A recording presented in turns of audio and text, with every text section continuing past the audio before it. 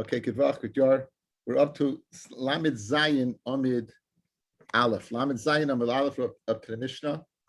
The Kohen Gadol has said his vidoy on the par. He said his vidoy on his par. He did not shech the par. He just said vidoy.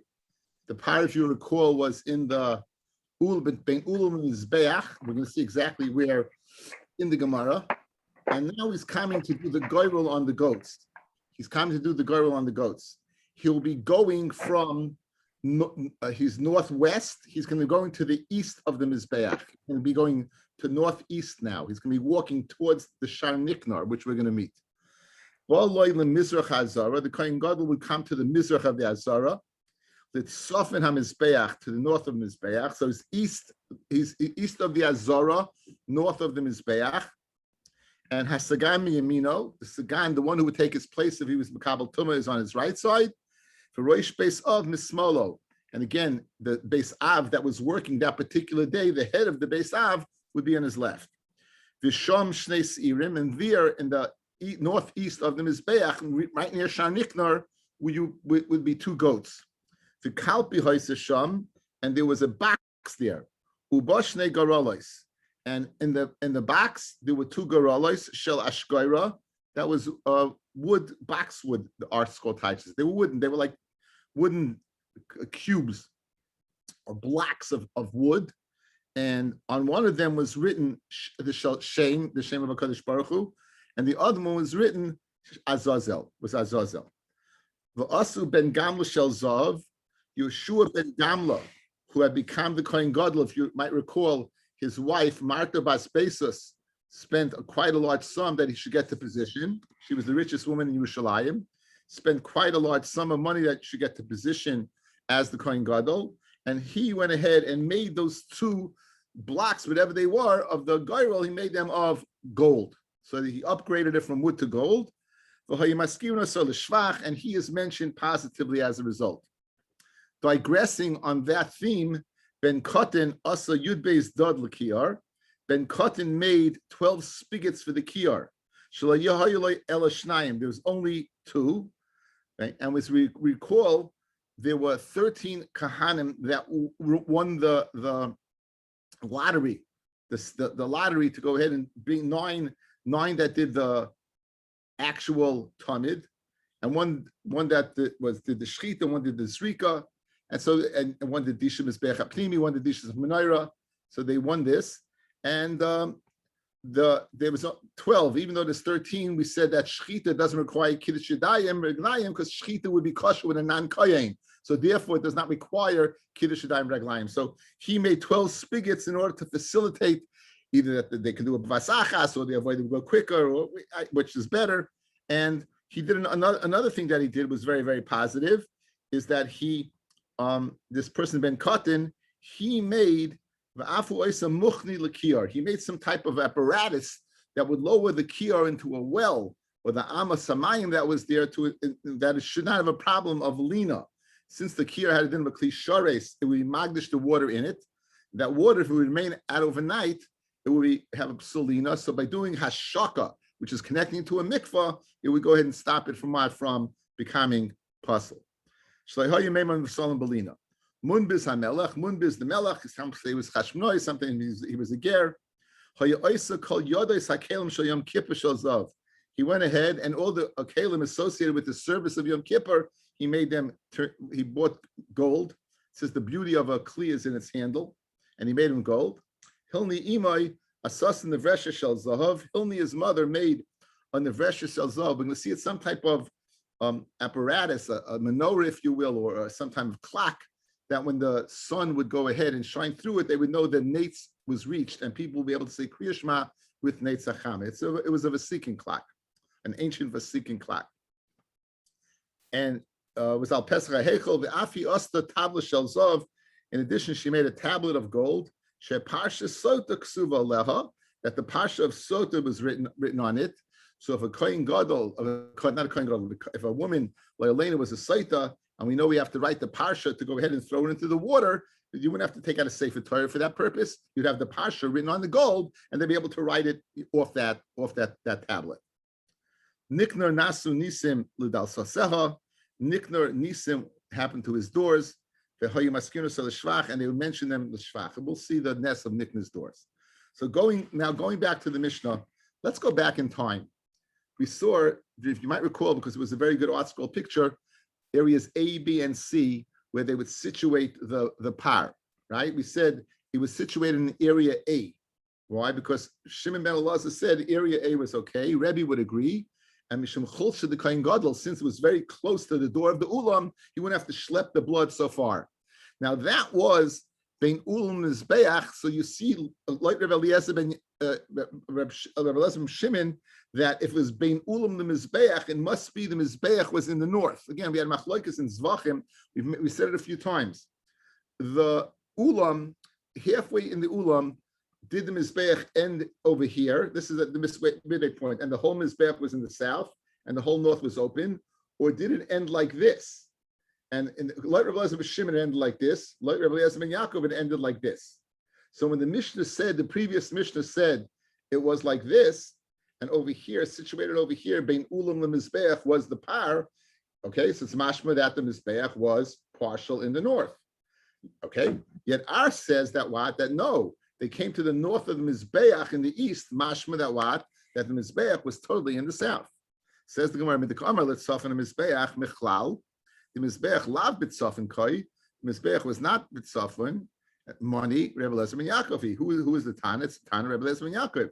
The Tanya, Sfoina lefnei Hashem, that it's the north is open lefnei Hashem, sheyehet sofin kula ponoi, that the whole sofin should be empty. Meaning the whole area of Tzafon from the halfway point of the Ulam towards north should be empty because the whole Mizbeach is situated in the south. So our Mishnah is mashma that, like Rabbi Yaakov, Fred the Gemara of a ratio, Rabbi Shimon, the ratio where the par was situated between the Ulam and the Mizbeach, mashma, guys, look, that the Mizbeach projected, and over here between the Ulam, here's the Ulam and here's the Mizbeach, that there was the par. So it's mashma that what? That the Mizbeach was situated in the north as well. So how do you tell me that? Kula Rebbe Yaakov. And for the Gemara, Kula Rebbe Yaakov, Vitana Kibein Ulam Mizbeach. It was like between the Ulam Mizbeach, meaning it was all totally in the north, like this. It was empty, totally in the south, and diagonally between not between the Ulam and Mizbeach, but opposite the Ulam, and the diagonal was the cow. So, and it's totally clear as a So we're changing gears. We're saying that the Mizbeach was not in the north, at all in the north, it was totally in the south. Rabbi Yehuda, we said that when he'd walk, the Sagan Kohen Gadol will be on his right, and the Rosh and the head of the Beis Av will be on his left. So we have a problem with Midas Derech Eretz.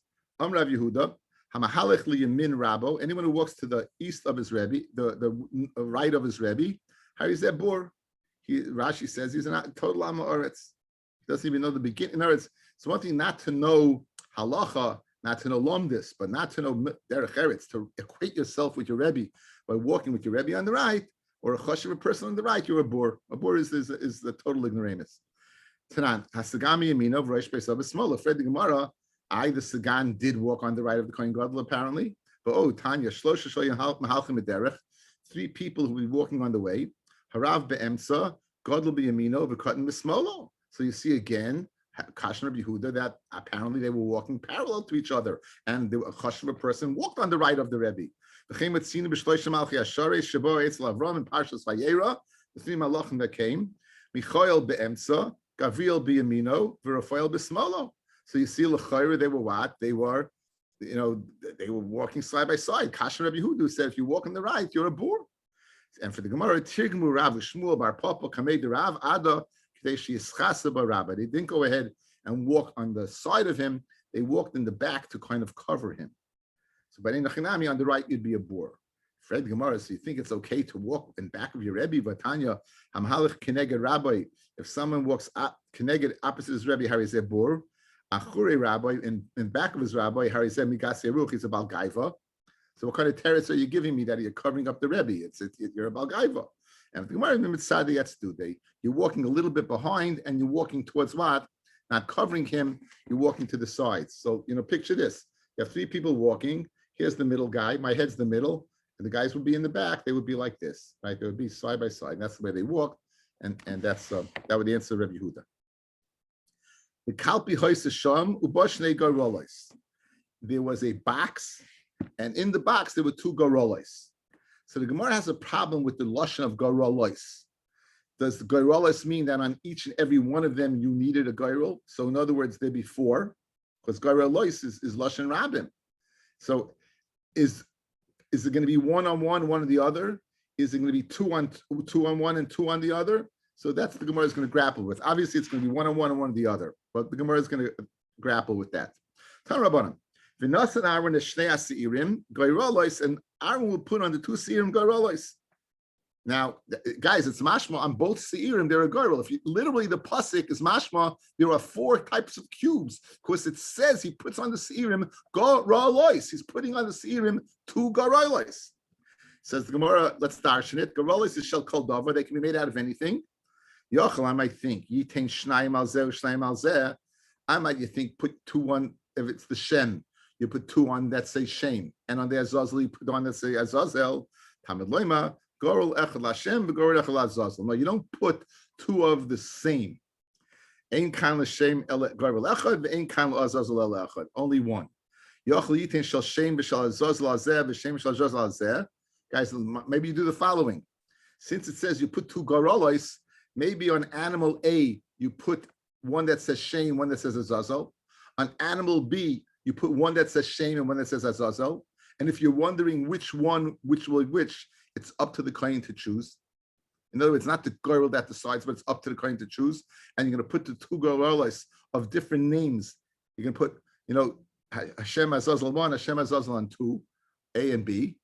Talmud Leimar, Korel Echad Lashem, Ein Kan Lashem Ele Echad, Ein Kan Azazel Ele Echad. So why do you say Shnei Garolos? Says the Moshe Yishavim that the Garolos should be of equal material. Don't make 1 of silver, 1 of gold. Echad Gadol, Echad Cotton, 1 larger, 1 smaller. But Garolos should be equal. They should be of equal. That's what Garolos. But Einachinami, on each respective animal, you'll be only putting 1. And it will be a different one. One will say Hashem, and one will say Lazazel. Fred the Gemara, Garolos Shakaldava Pshita. The Chari can be made out of anything. Why do you have to tell me that? So Leitzricha, the Chedetanya, Lefishem Etzinu B'tzitz, Shehashem Koisav Alav. It says on the tzitz Kodesh La Hashem, V'hu Shel Zahav, and it's made of gold. And over here, one of these Garolos is going to say the word the shame. So I would think that that's also made of gold. Yochel Avzeh Kain, so too over here, that this girl also is made of gold. Talmud Loima, Goyrel, Riba. Right, we say we're Marba. Riba shall egois, it could be of egois, some type of, or zayas, either olive wood, egois, cedar wood, or ashkoira wood. But Einachinami doesn't have to be the same. So therefore, as the Mishnah was mashma, originally was made out of ashkoira wood, and Ben Gamla went ahead and upgraded it, and he made it into gold. Shua Ben Gamla, he went ahead and upgraded and made it into gold. Ben Cotton Asa Shnei Asa Dad Lakir. So now we're totally going ahead and digressing. We said that he went ahead and he made 12 spigots for the kiyar. Now originally there were only 2, and Samashva they were on 2 different levels. So the Gemara is going to say in the morning they would use the top because the water of the kiyar was in the top, and in the evening they would use the bottom one because the water went down. If you're going to use, at the top, in the evening there's going to be stuff in there. So that's the Tana. So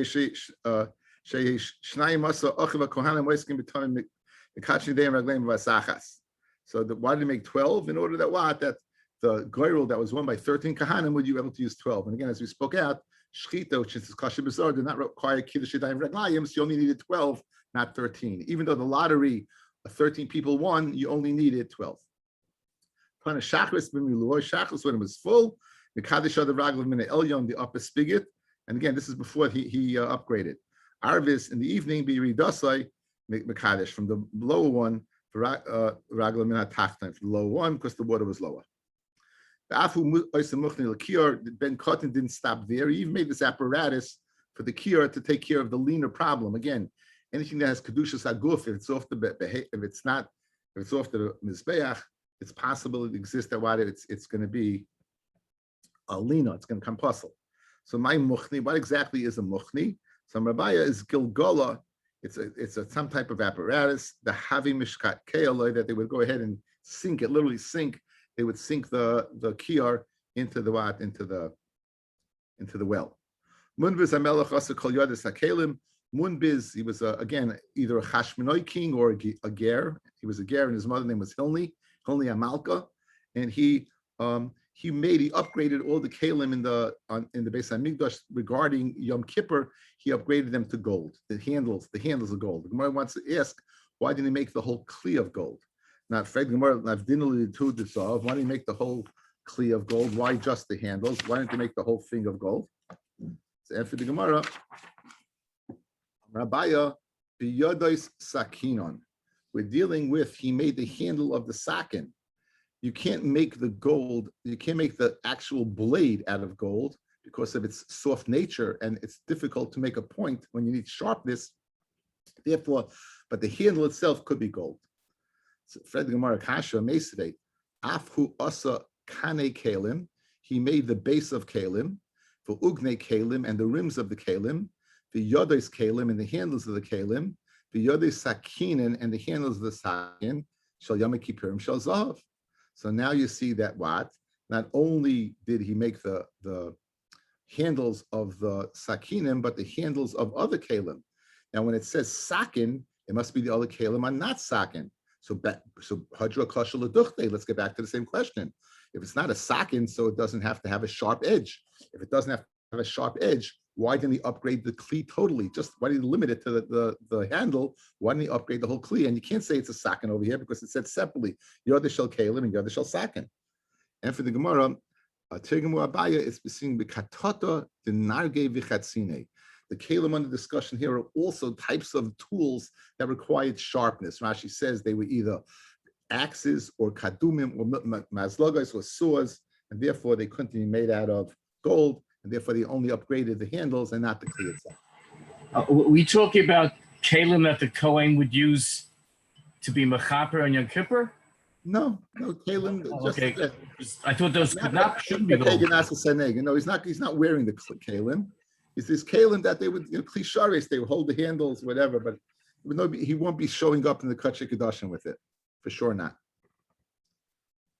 Tana. B'shasha shehachama zerachas, when the chama would shine, nitzaitzais yotzim imenu, sparks would come out of this menorah that was hanging on the ulam, on the kechel. V'kol yoidim shegias man kriyas shemani, and we know that it came this man of kriyas shema.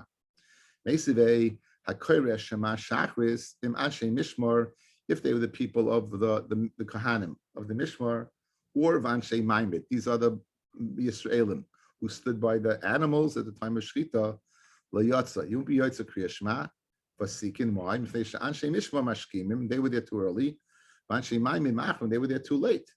So how can you tell me that it was there for Nates? Some Rabbi L'Shara Am Yerushalayim. It was used for all the other people in Yerushalayim. It wasn't used to inform the Anshe Mishma. It was too early for that. It wasn't Anshe Maimim was too late for that. So they would go ahead. They were later than that. So therefore, it was used for Anshe Yerushalayim. You'd look up and you see the heichel. You know when the sparks came out of this thing, you know it was time to go ahead and learn Kriya Shema. The Haifi Yasta Tavla and the Hilni Amalka, she also made a tablet of the Parsha of Soita. Now the Gemara in Gittin Daf Samech has a shaila. Are you able to write? They didn't have books. Are you able to write a Parsha from the Torah in a Megillah? Kidei shehatinoikis mislamid, in order that a child learn from it. The Gemara is not Paishat the Shaila. From over here, you can be Paishat the Shaila that you could, because the Parsha of Soita, they're writing on a tablet. Says the Gemara, Shmami no koisim Megillah latinoik l'islamid. You're able to write a Megillah for Tinu Islamika. You don't have to write a whole Torah. You can write a scroll, because over here they wrote this tablet. Reish Lakish, Mishum Rabbi Yanai, said Reish Lakish, the name Rabbi Yanai, the Aleph base. Don't bring any riot from here. In fact, they didn't write out the words. They just wrote the Aleph base, and the Kohen would know when it says Aleph, it means this word base, this word Gimel, this word Dalet. So they used only the letters of the Aleph base, but they didn't write out the actual psuk. Mesibei, Kishu Koisev, when they would write the Parsha of Soita, Roya, he would look at the tablet, the Koisev, Masha Kosev, the Tavla, and he'd write exactly what it says in the tablet.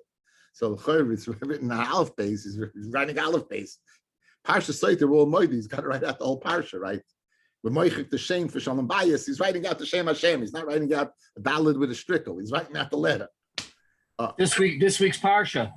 No coincidences. Oh, there you go. I see you're on top of it. Okay. Ema Roya v'koisiv kimosh kosav b'tavla. Not exactly, but kimo. In other words, it really was Aleph base. You can't be poisha whether you can write a Megillah for a child, because in fact, it was only Aleph base and it was not the full pasuk. Meisive kishu koisiv roya. He would look the koisiv masha kosav b'tavla. Uma kosav b'tavla. Im shochav yishaysach, if she was with a man. Im loy shachiv. Im shatis. We write the word if she turned aside. Then loy shatis avad if she didn't turn aside. So mashma, there were actual words written there, and you could be placed with the shaila that you could go ahead and write a Megillah for a child to learn from. And for the Gemara, no, you have no raya. Chasam over there, I'm an aleph b'sirugin.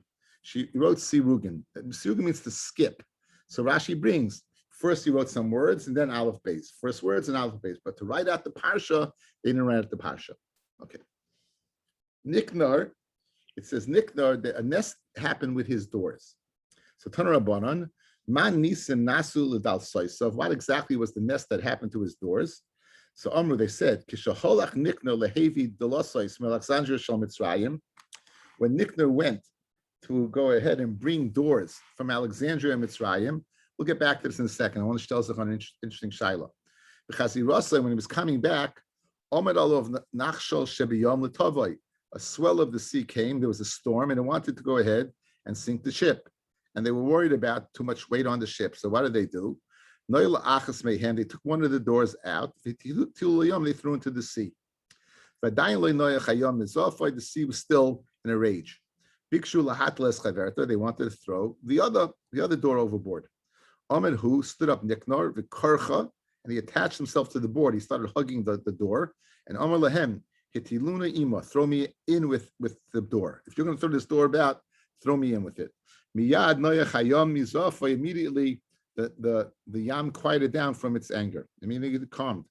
And poor Niknar, he was worried about what? The one that had lost, the friend that had been thrown overboard. Kima Shagil and the Mola Shal Akko, as soon as they reached the port of Akko, which was the main port of entry to Eretz Yisrael, it floated out. A nest happened, and from underneath the svina, this other door that had thrown overboard, it floated up. Omer mother say, some type of sea creature swallowed the door, and expunged it to dry land. Shlomo writes, the beams of the Beis Hamikdash were cedar, the doors berusim. Al tikre berusim ella berias yam, like the berry of the sea went ahead and again brought this door to Akko. Lefika kol ha'sharim shoy b'mikdash nishtanu liyosh shel zahav. All the sha'arim, all the gates in the Beis Hamikdash, when they got wealthier, remember the second bias, they were poor. And when they got wealthier, they went either they made them of gold or gilded them with gold. Chutz mishari nikna, with the exception of Shar Nikna, that's number 15 on your local page. That was the eastern gate that you entered into the Azara. That's where the 15 steps that turned around. They shanasu nisim, because nisim had been done, I think 12 steps. They shanasu nisim had been done with those doors. The reason is because it was the nechoshes was shiny. It was nechoshes klunisa. It's some special place, I guess. Muzekes was pure brass. And it looked like zav. So therefore that's very interesting what happened over there. Now, very interesting that you shine him.